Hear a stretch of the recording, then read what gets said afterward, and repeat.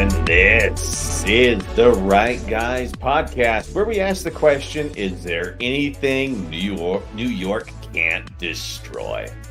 And now your hosts, Josh Hammerling and Max McGuire. Welcome back. Another edition of the Right Guys podcast. My name is Max McGuire. I'm Josh Hammerling. Hey, Max, is there anything New York can't destroy? No.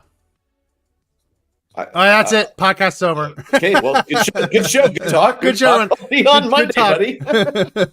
Apologies. We were a couple minutes late. Today was a parent-teacher conference for my son. It's always a fun experience. Why they don't do that in the evenings, I don't know. I understand the teachers have to show up to work very early, and the last thing they want to do is meet with parents at 6, 7, 8.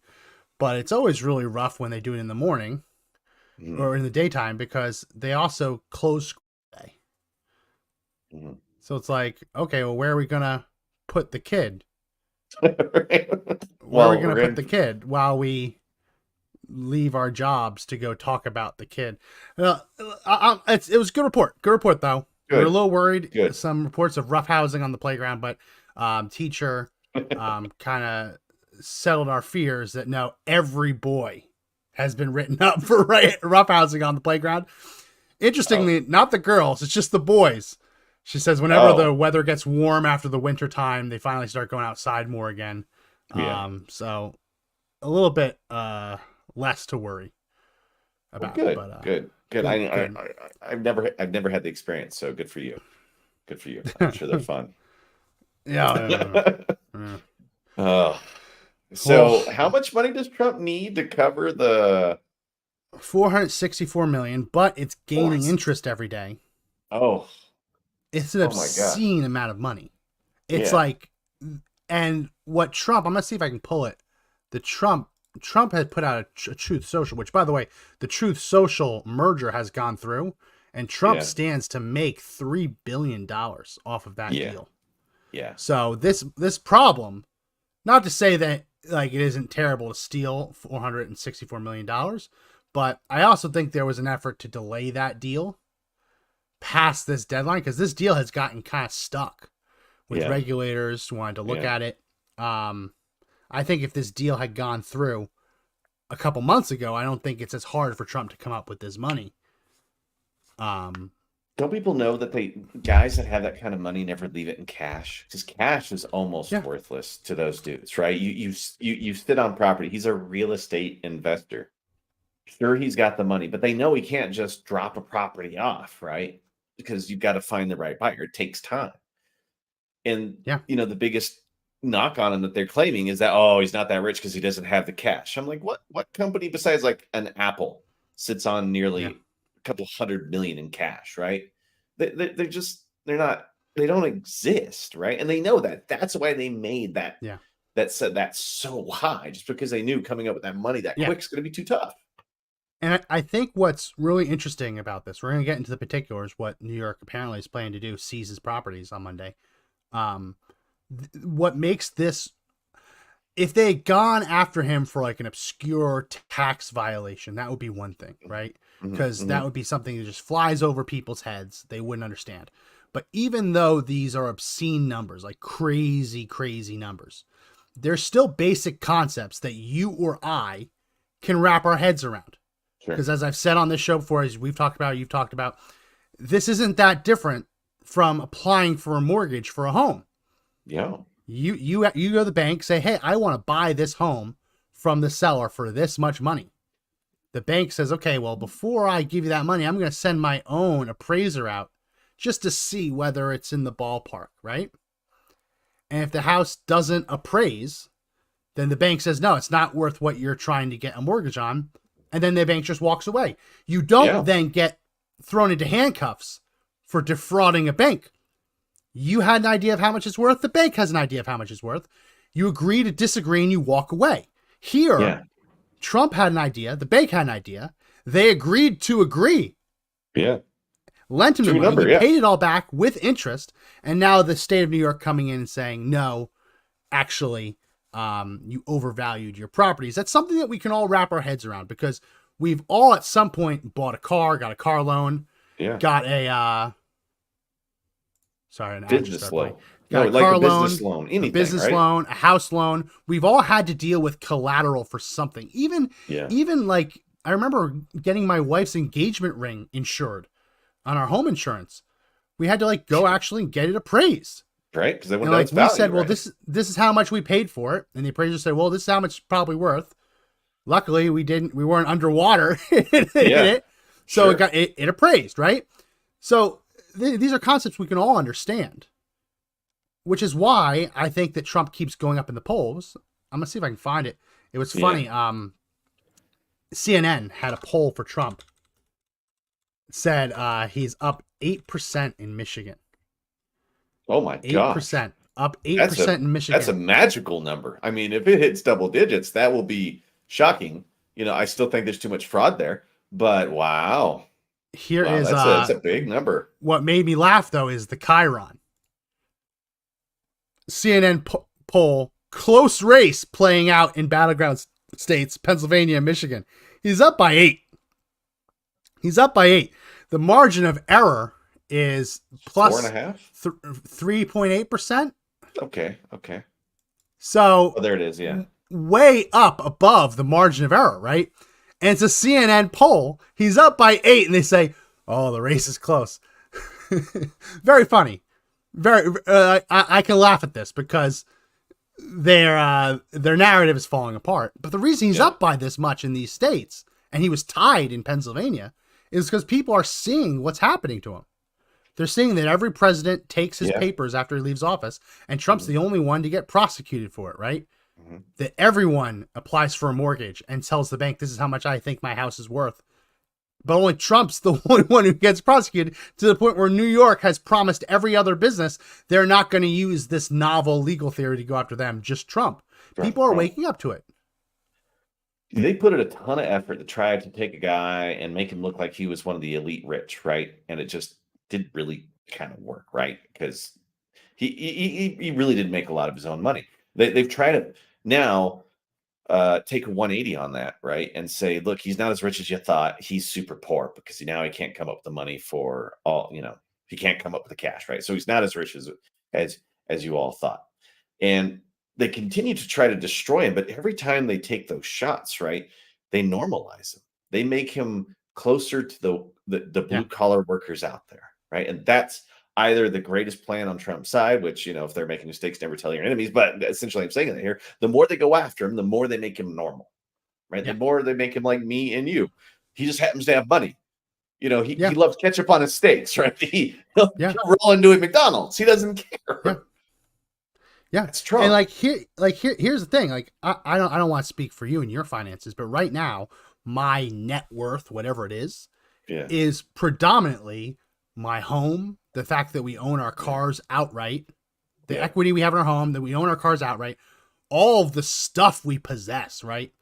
Yeah. I have far more like net worth in my assets than I do in liquid cash.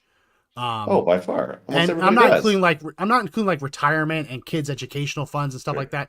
I'm not like, if I need to go get cash right now, I could probably get more money by selling all my stuff than I could just get from the bank, which I think most people, unless they have huge amounts of savings, right? Yeah. That's true for most people, because a lot of people will invest what they have. They don't want to just sit in the bank, especially nowadays with inflation. If you're not doing something to make your money make money for you, it's just getting devalued every year. Yeah. And so people can understand. Yeah, people can understand that you can be a billionaire and not have $454 million, which, by the way, plus the $90 million that he also now owes for the alleged sexual assault, where the victim can't remember where or when it happened. I don't even know this woman. Yeah, I don't know this woman. Oh, you defamed her. Right. You defamed her. What do you mean I defamed her? Well, she says you know her, but I don't. I don't. Yeah. How's that defamation? Crazy. Wow. It's crazy. It's nonstop. Everyone keeps saying the derangement stuff, but it's just total attacks. People understand it's fine for someone to be worth $1 billion when they're in the real estate industry, and they don't have $454 million under a mattress somewhere. But what's coming out now, and this was a Trump Truth Social, I'm trying to find it, see if I can find it, because I'm not on Truth Social. I was, but I forget my login. Yeah. Trump tweeted out, or whatever it is, truthed out, whatever they call it, Truthed it out. that he believes that the reason that they've come after him for $454 million is because he was mandated to file with the FEC, the Federal Elections Commission, how much cash he has on hand as a candidate. And he said about 500 million. So he believes that they have tailored these two judgments against him to attempt to quite literally take away all of the money he has on hand and therefore take away his ability to self-fund his own campaign. Yeah, which would happen, right? Which wouldn't be the craziest hypothesis. Mm-hmm. It makes a lot of sense. Yeah. I mean, where are you going with that? I'm waiting for you to finish. Yeah. Well, no, I mean, it builds on this argument that this is all election interference, right? If it quacks like a duck, it swims like a duck, it's a duck. If Trump tells exactly how much cash he has on hand in FEC filings, and the people go after him for a bullshit charge and fine him almost the exact amount of money of cash on hand, and then Joe Biden goes to his own fundraiser and makes fun of Trump for not having any money anymore because his Democrat friends are taking all of his money, people wake up to that. People understand that. Right. It's the dirtiest, lowest politics out there. It's the politics that normal people hate, right? They don't like take something that doesn't belong to me and give it to someone else's story. That's not what they want. That's not the American way. That's not the American culture. The culture that, obviously we need to build. But once you see the bad guy taking away the good guy's money just because they don't like it, that changes things. That changes the way people think about you, right? And at this point, Dems are doing the best campaigning for Donald Trump that anybody could be doing. It doesn't matter that Joe Biden has outraised him last week on almost like 2-1 or 3-1. I forgot what it was, but their war chest is huge, right? Because all these new donors are suddenly flush with cash and they're taking Trump's cash away. I mean, how does this not smell fishy? How does it not feel like a directed attack, right? Right before the election and in the months leading up to it, you need to start spending now. You got to spend enough in 3 months. I mean, you're really going to be in the cycle, right? And then they're going to go after for another bit of cash for that other defamation suit right at the same time. I mean, trying to find donors to match what he would put in there is next to impossible, especially if a lot of your people are blue collar workers, right? And even just not even it's always been hard to convince people to donate money to a billionaire who's self-funding his campaign. That's always been really a hard ask. And so he has always had to spend a lot of his own money. And because it makes sense, you can't be it's a bad optics to be a billionaire and saying, hey, donate $5 to my campaign. I understand why you still need it either way, because the fundraising agreement that they have does spread that money out to different campaigns, different organizations, different PACs. So it's understandable. But yeah, it's the whole thing is so crooked as hell. And what really has been getting me is we have the Attorney General, Letitia James of New York, taking the first step before the deadline. The deadline's Monday for Donald Trump to produce either the amount or a bond saying he's good for it, or to put up his own properties. I believe he can, there is a way for him to put up his own properties as collateral, saying you can't seize them now, but this is how much they're worth. She's already taken the first step to start seizing the assets by filing the judgment in the different counties where Trump's properties are held, which is the first step because obviously she's in Manhattan. So if he has a property outside of Manhattan, before she can seize it, get law enforcement to help put a lock on the door, she has to go through that county's court systems to notify them formally that this is happening. She's doing it before he's even had the deadline. So that leads me to believe that she plans on Monday, Tuesday, Wednesday to quite literally steal his properties, which is going to be really hard to do because he doesn't own them outright. Some of them he does, but he has other investors in properties. Yeah, that's what happens in real estate. I got to imagine that the countless lawsuits that happen the moment of, right? Like they put the lock on the door, and there's a Yep. lawyer waiting for them to do that, and then he makes that phone call, right? And it starts Yeah. probably in those moments. So that will turn into just a bunch of money for lawyers down the road, right? I mean, imagine all the treasure costs Trump's people, right? His Yeah. customers. Anybody who has access to Trump Towers being told you cannot enter this building because it's being seized, right? I mean, the optics See, on yeah. that. Yeah. Yeah. Then you get the TV shot of the sign on the door saying close, right? And those Nope. red Yeah. papers that are on there and the banners and all Yeah. that Yeah. stuff, and it Yeah. just Yeah. Yeah. disappears, Yeah. right? It looks Yeah. great for the other side. And like what a lot of people don't understand, this is why like when you see the left make fun of Trump, they make fun of Trump like, "Oh, Trump steaks didn't work out for you. You're failed steak seller. Oh, Trump water bottles didn't work out." What Trump was doing at that time is taking his name, he has The Apprentice, he's a big name, and just white labeling other products. He wasn't actually spinning up his own production facilities, water bottling plants. He was just going somewhere that's already bottling water and slapping his own label on it. Which, by the way, Trump water is you still get Trump water at his properties, right? Which is part of the reason he did it, spinning it up so that he doesn't have to pay for Poland Spring or whatever water bottle company wants to charge him more than it costs. So what they don't understand is Trump. I believe Trump owns Trump Tower outright. But he also, like a lot of times what will happen is he'll go into business with a group or with another investor, and he'll basically get paid to put his name on the building. Yeah. And then he'll get like a percentage of the building. He won't own it outright.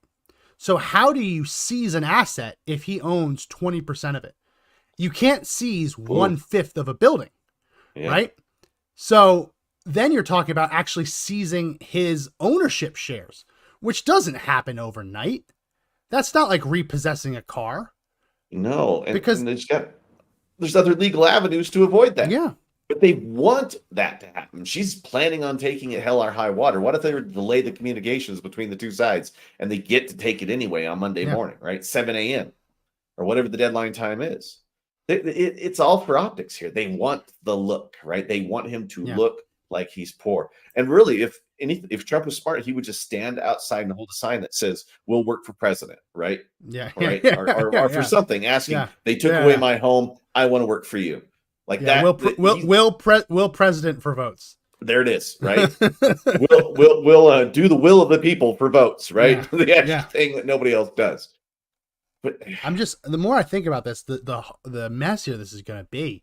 Like properties where he only owns a fraction of it. A lot of times those shares don't materialize until there's a sale event. So he doesn't actually own anything until a sale occurs.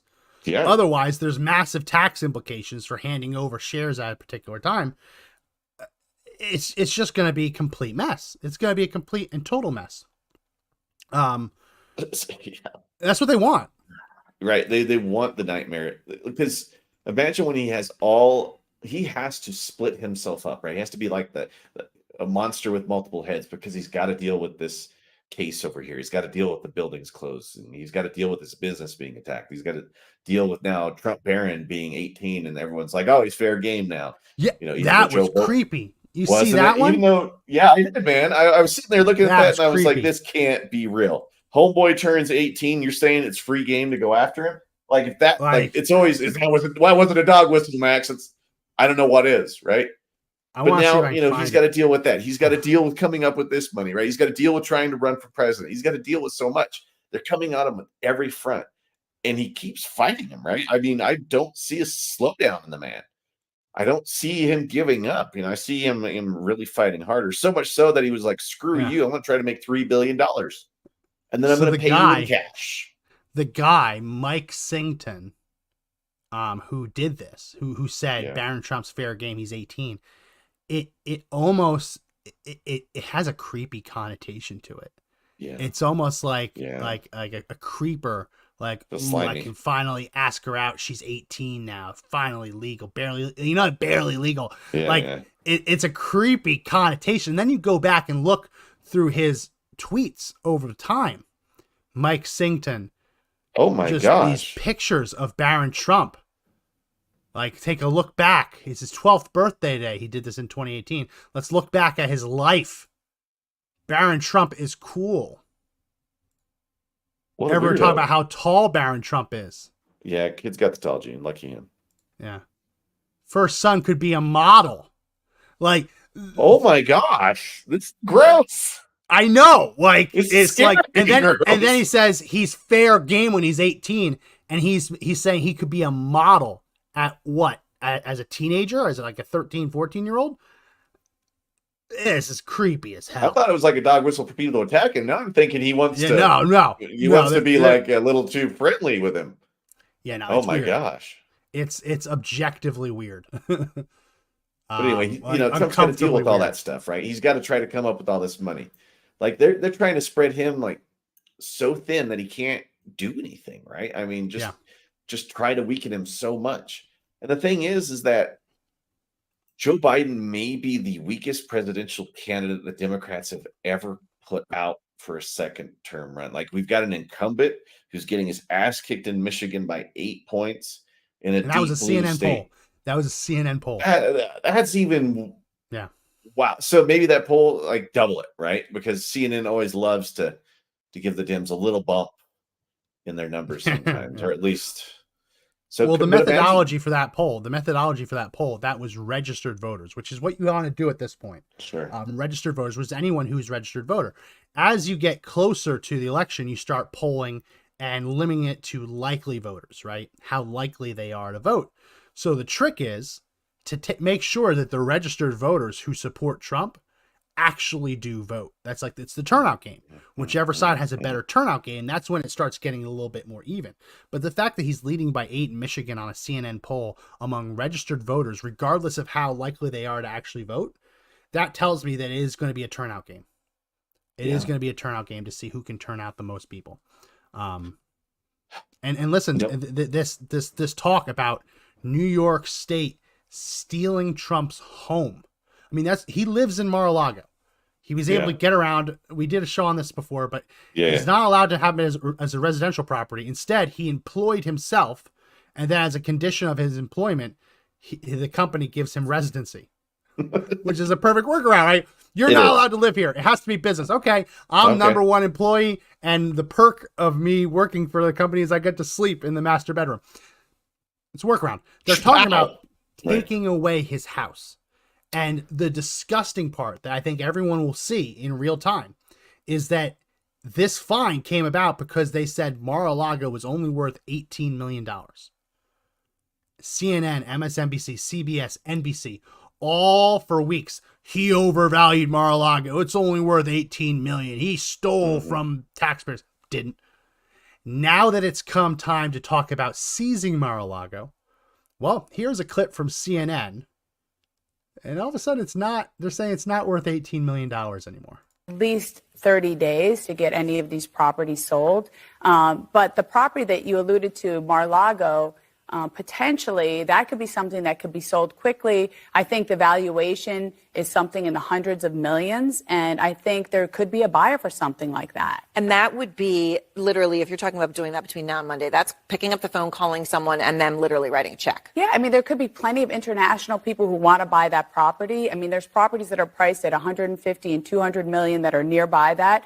And Palm Beach is like the NVIDIA, of real estate. It's just shot up like a rocket.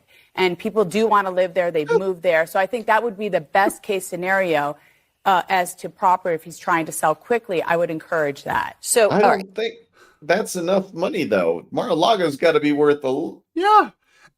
As soon as you open the door and say it's not worth 18 million anymore, then the sky is truly the limit. Yeah. It could be $1 billion. We don't know, right? Like, that's where you start getting into the speculation. Well, how much is it worth? Well, I think it's worth. I think it's worth. Yeah.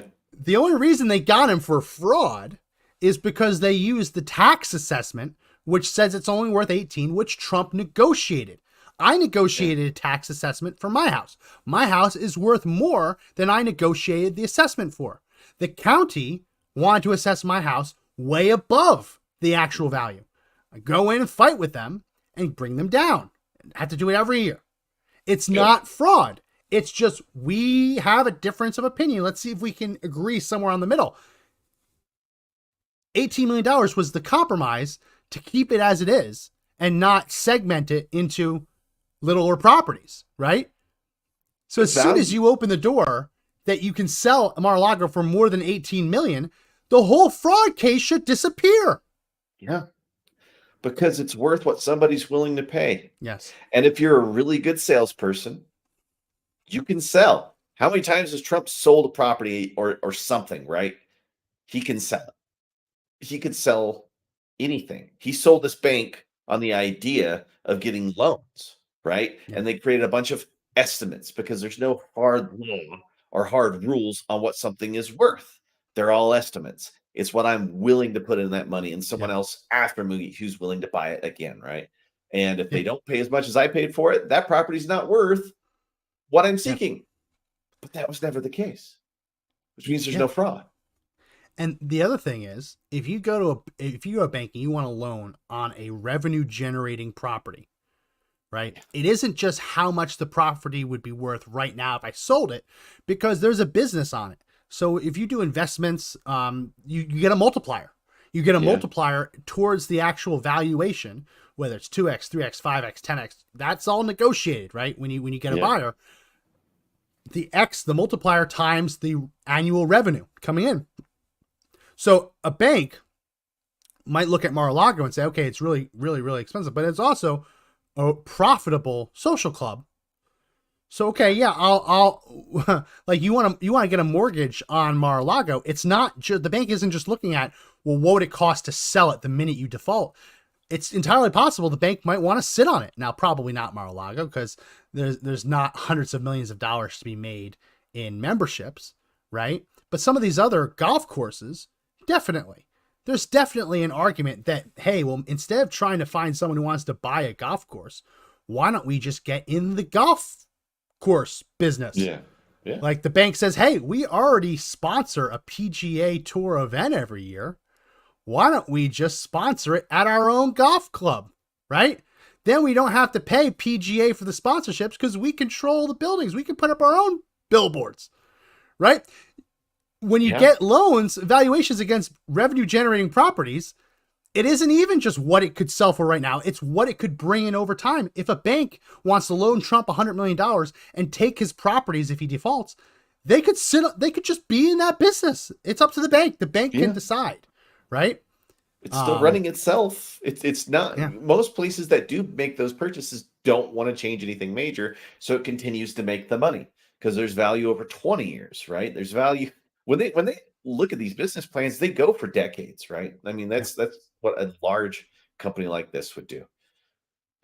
It just drives me crazy that they came to the conclusion. Hey, do you think that someone, if they do seize Mar-a-Lago or Trump Tower, the first thing they'll do is you'll see somebody who is just on the opposite side of Trump playing around on the course, right? Oh, absolutely. Like trying to take some photos at the ninth green, whatever. You know what I mean? If they seize if they seize one of Trump's golf courses in New York, which is what it seems like the low hanging fruit is, because it's much harder for a New York attorney general to seize property in Florida than it is for her to seize property one or two counties over. Right. If she seizes a Trump golf course and the golf course remains operational, just now owned by the state of New York, I guarantee you start seeing tee times booked by Joe Biden, by Barack Chuck Obama. Barack Obama, all so they can get that picture of putting the flag back in the hole with the Trump flag, with the Trump actual flag on it, right? They want that optic of them riding around in a Trump golf course golf cart as a victory. I guarantee you. I guarantee you it starts happening. I guarantee it. Yeah. So Trump's has got to come up with the money before Monday morning, right? So he owns the bank. He can probably leave the bank open, or what? Or he can get relief from the appellate court. Okay. So those are the two things. So he can roll in like a badass before the end of business today with cash if somebody bonded him and it's all over, right? Or is he going to wait until the deadline on Monday so that makes sure that doesn't happen, right? And then all of this goes away for the most part. It gets forgotten in the news cycle, right? Magically before the election. But what happens if they do let it go, right? I mean, how's that going to start changing the news cycle, right? How's that? I mean, what's their plan going to be? Like, how do you start leveraging that to your advantage now? They're going to Because seize if, it. They're going to yeah, seize well, it. what has Trump leverage that to Yeah. his advantage, right? What are the optics that he has to come Oh, up with? they took my house. Yeah. Okay. They stole my house. They have attempted to make me homeless. They are threatening to make me homeless. They are threatening to take every penny to my name in liquid cash, so my business goes bankrupt tomorrow because we can't meet payroll. Over a non-existent That crime. over a non-crime. Yeah. They accused me of valuing my properties in the hundreds of millions of dollars, told me it's only worth $18 million, and now they're seizing it to try and sell it for hundreds of millions of dollars. They're thieves, they're crooks, and we can all, everyone can understand it. They have made it so easy to wrap your head, as I said, to understand the problem. So many things like RICO. Most people have to look up, well, what's a RICO? What's racketeering? You know what I mean? Like that, when you start getting into those weeds, unless you know what that is, you have to look it up. No, you don't need to know. You don't need to look up what asset seizure means. Asset seizure is a foreign word.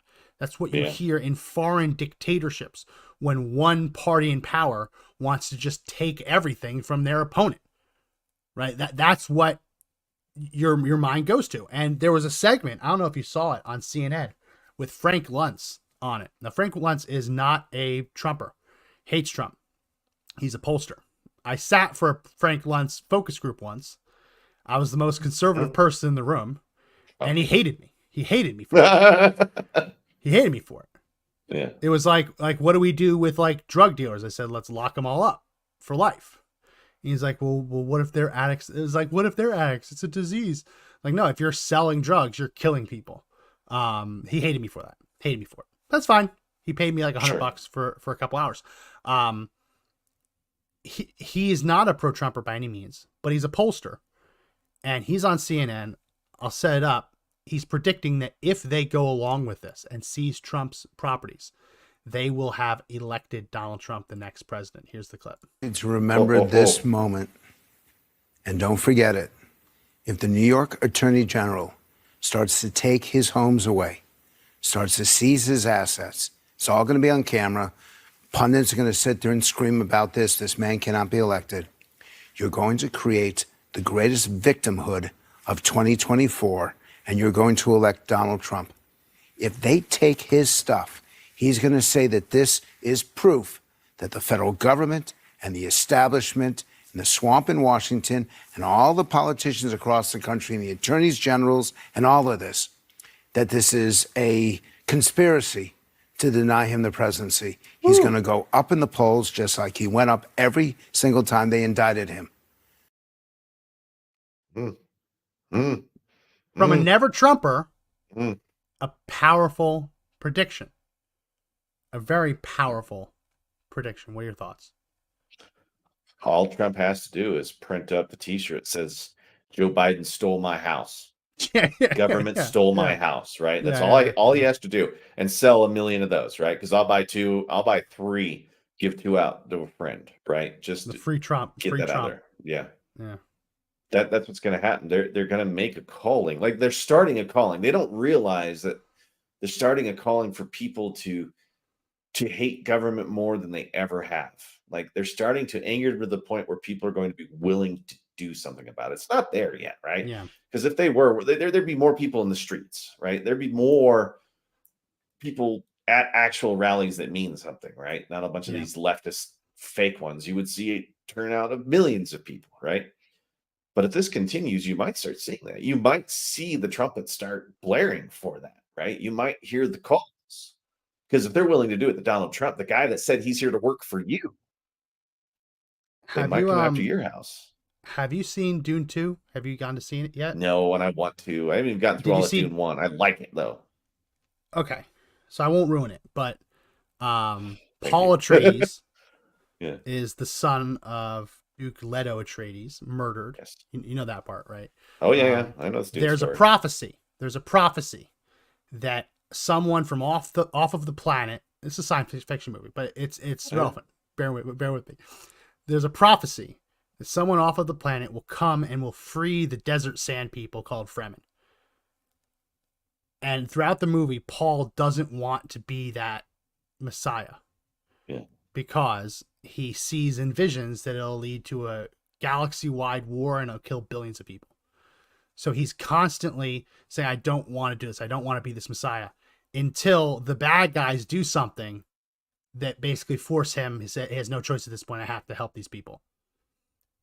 The bad guys created the Messiah that ends up leading to their downfall. Right? So when you look at Trump, he's not a literal Messiah like Christ or anything like that. But he is claiming to be a victim, right? Mm-hmm. He is claiming to be a victim. And the people who are going to legitimize that grievance are the Democrats, right? Mm-hmm.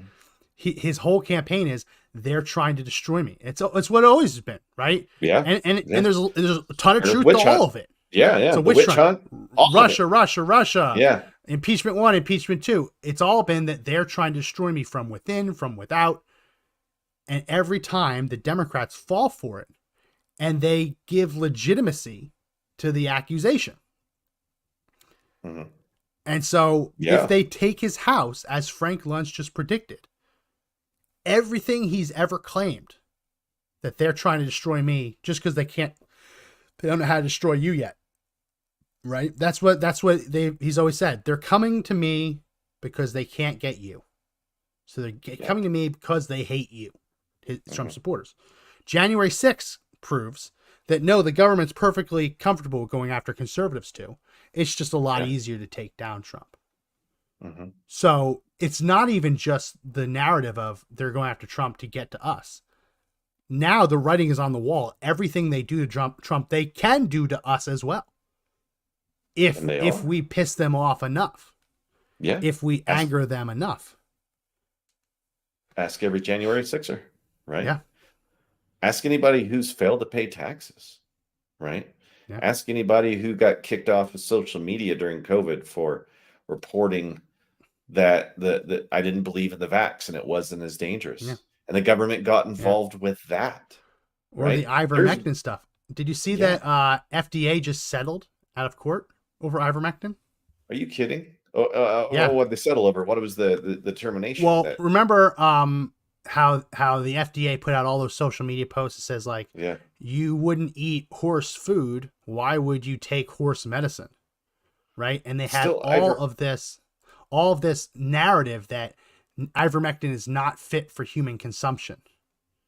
Well, a lawsuit brought by a number of doctors against the FDA sued the FDA for interfering in the doctor's ability to freely prescribe the right medications.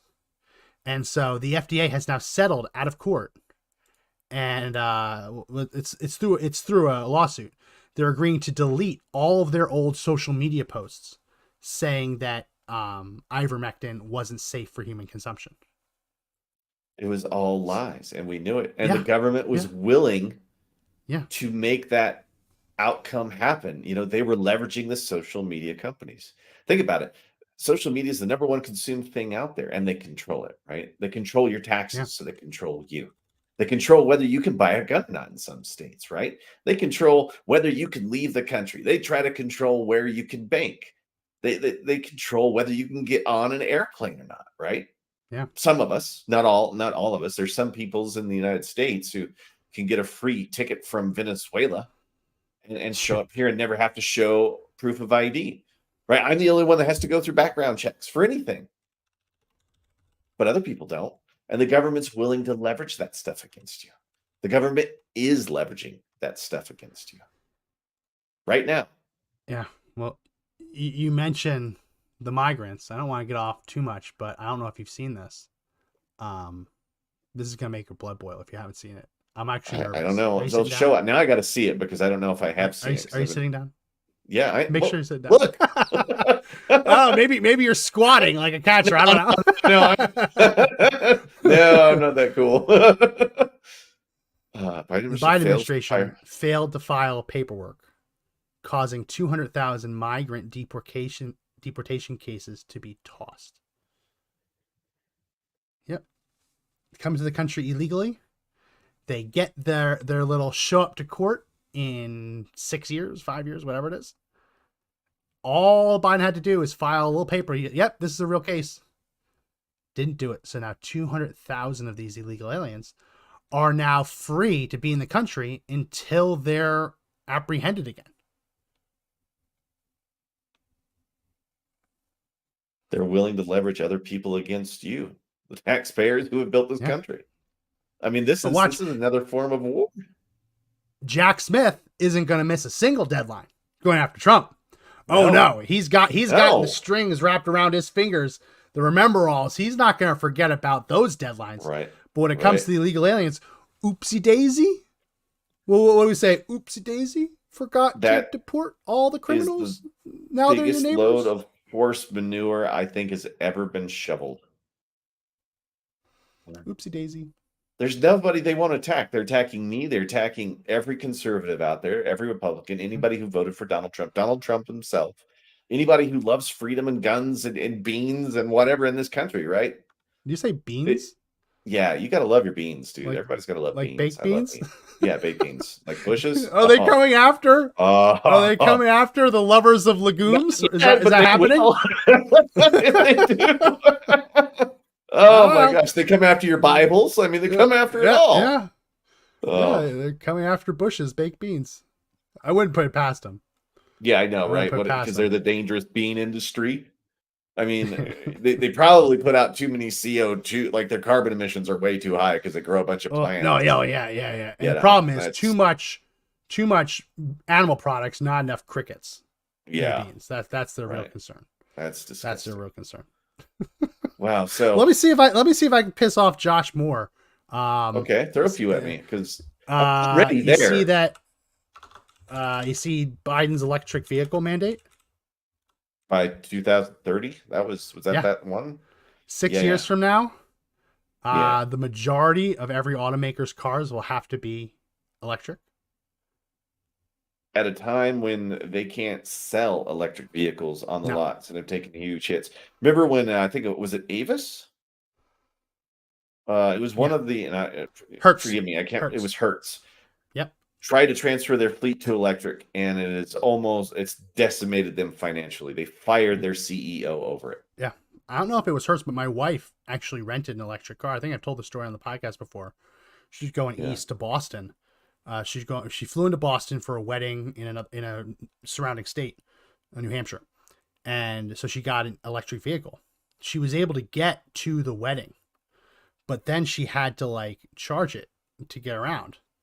And when you don't have a house with an outlet, unless your hotel has a charging station, it is incredibly inconvenient traveling.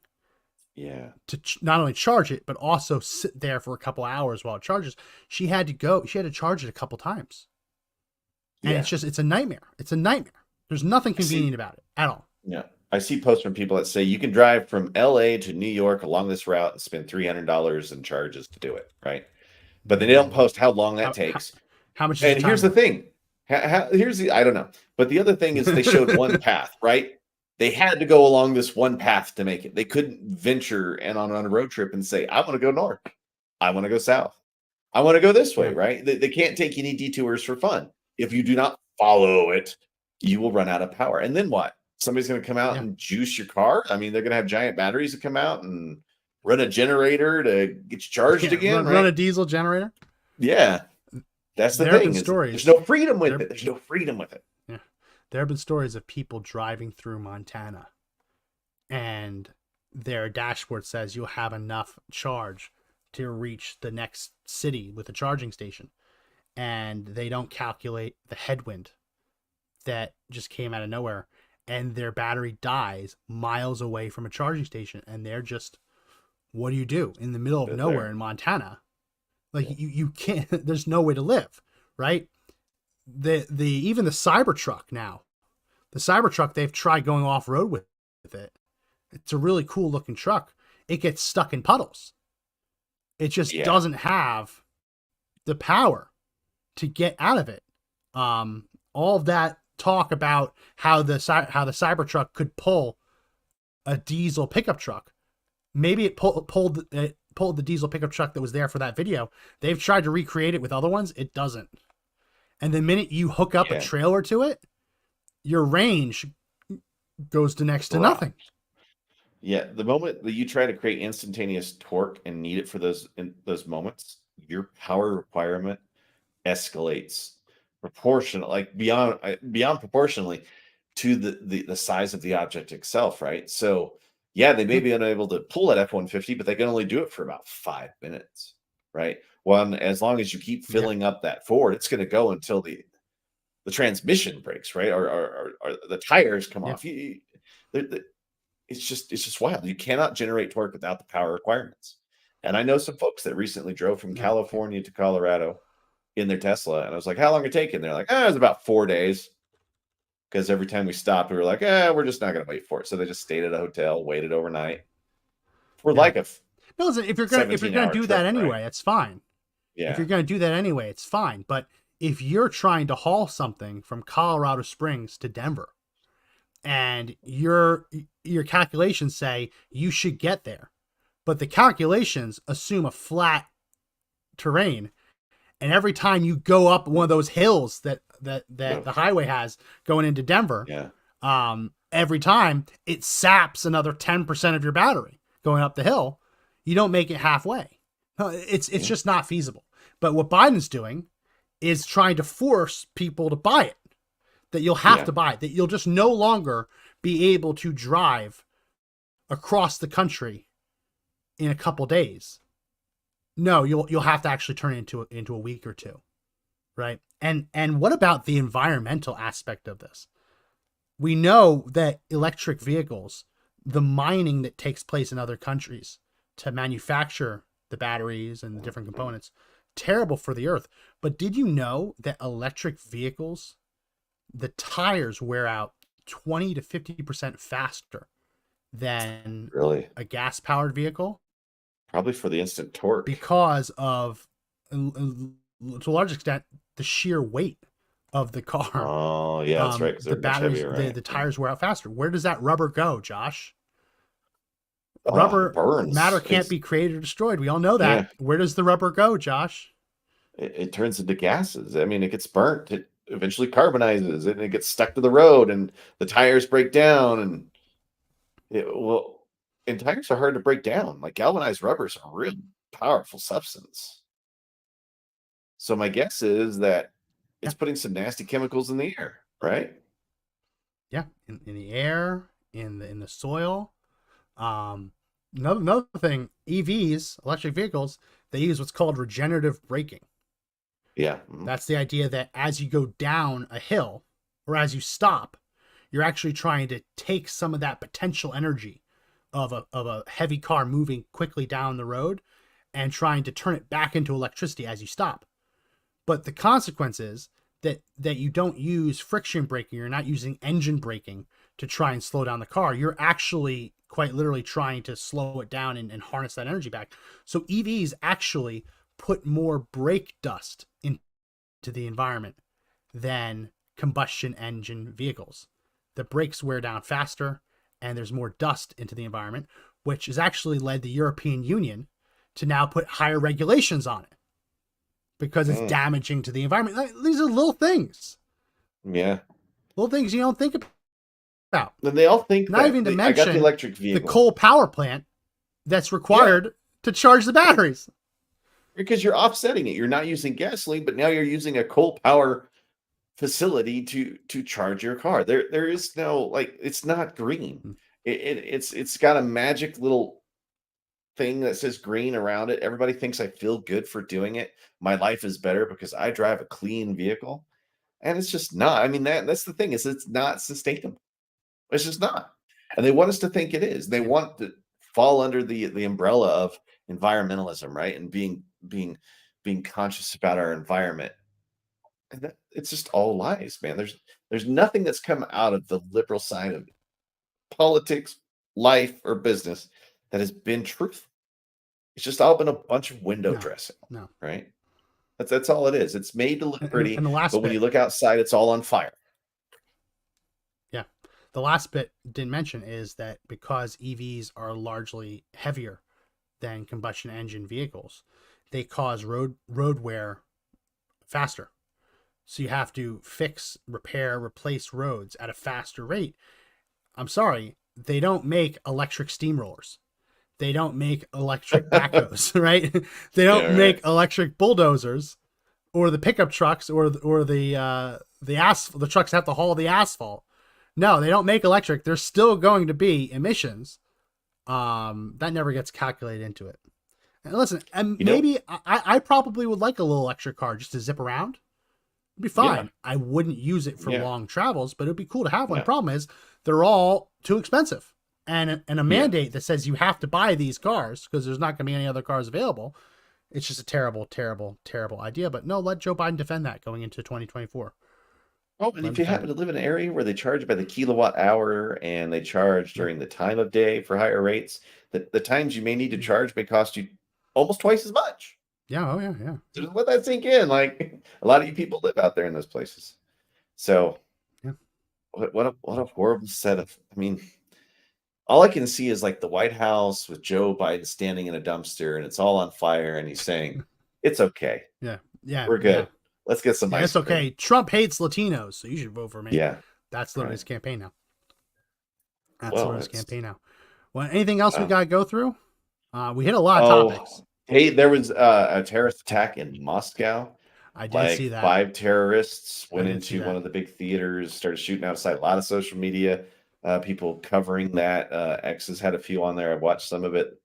It is gruesome. It was horrible. Response time was an hour for even Russian special forces. So everyone always says, why didn't somebody respond? Everybody's going to respond. You're never ready for this. And an hour, like it takes 10 to 20 minutes just to get people to a place sometimes, right? Like there's no fast reactionary force. There's not a G.I. Joe out there that takes on these terrorists, right? But everyone's like, it's a false flag. It could be. They just took forever to get there. They set the building on fire. But if anybody could respond within minutes of something like this, that would be a miracle, right? Yeah. So everyone assumes it's some sort of covert evil actions that are going on. It could just be 5 a-holes that went down there and decided to be complete pieces of trash, right? And started shooting people in a mall. We don't know. We don't know anything. If I had to guess who would be behind shooting up a bunch of innocent Russians, there's only a couple of ideas that would first come to mind. Ukraine would have an interest in attacking Russia. Sure. There are Muslim separatists that live in different Russian enclaves that would have a reason to do this. I don't know. We'll have to see. I saw that. I didn't have enough time to really watch it all before we went to air, but it is going to be interesting to see what happens. It's really tragic, loss of life, terrible.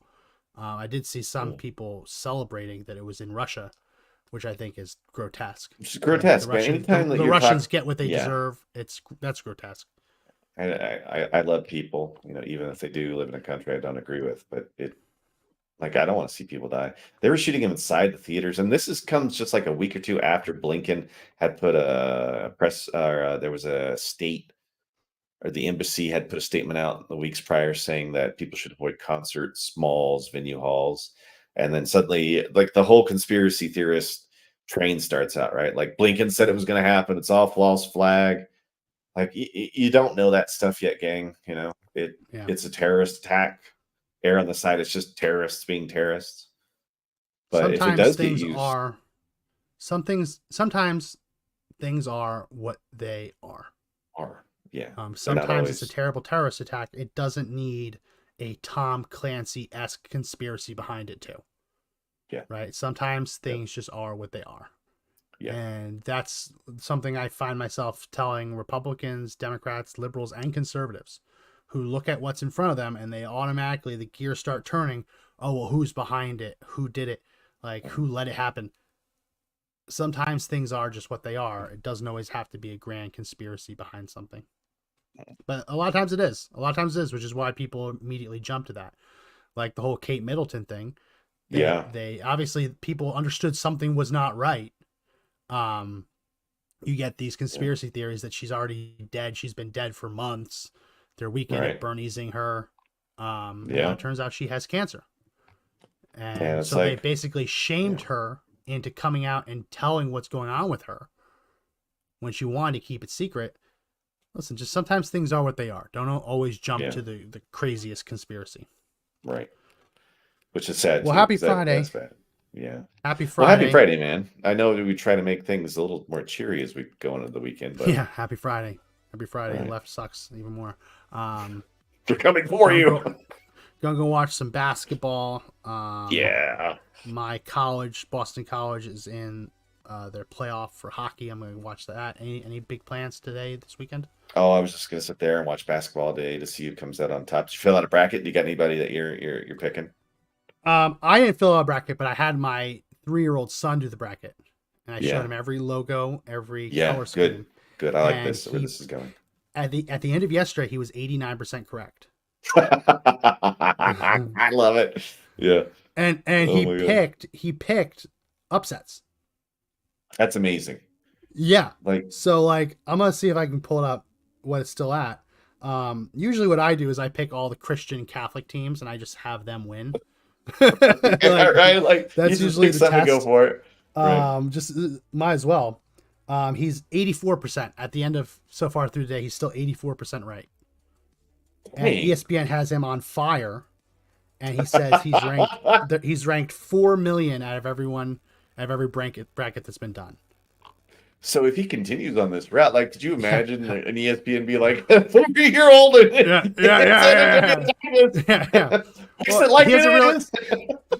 Little baby Michael has a very easy, simple system.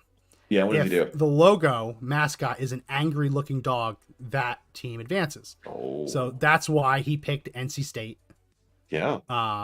That's why he has UConn winning the whole thing. He also really likes purple. That's why he had Northwestern winning today. And this is what's crazy. He understood that the Longhorns were Texas. That blew my mind. Really? Yeah. Yeah. Like the stuff your kids know that you don't know they know, right? You're like, where'd you get that? His final 4 was all 1 seeds, and I said, Michael, why'd you pick them? And he said number 1s. so 3-year-old's bracket, he knew to put the 1 seeds in the final 4. Listen, this kid, he has moments where I'm just like, what the heck? He's too smart for your game. And he's 84% right so far. I have no idea who's going to win it. I don't know. It's fun watching it though. Which is why I will probably tune in a bit today. Well, that's it for this edition of the podcast. If you like it, subscribe, like, follow, give us a thumbs up, comment. We appreciate it. We really do. Share the podcast with a friend if you haven't already. We want to try and grow this, get more people seeing it as much as we can. That's it for this edition of the podcast. My name is Max McGuire. I am Josh Hammerling. And remember, fight to take back the country is not over, but the only way we win is if we all stand and fight together. See you next week. See ya.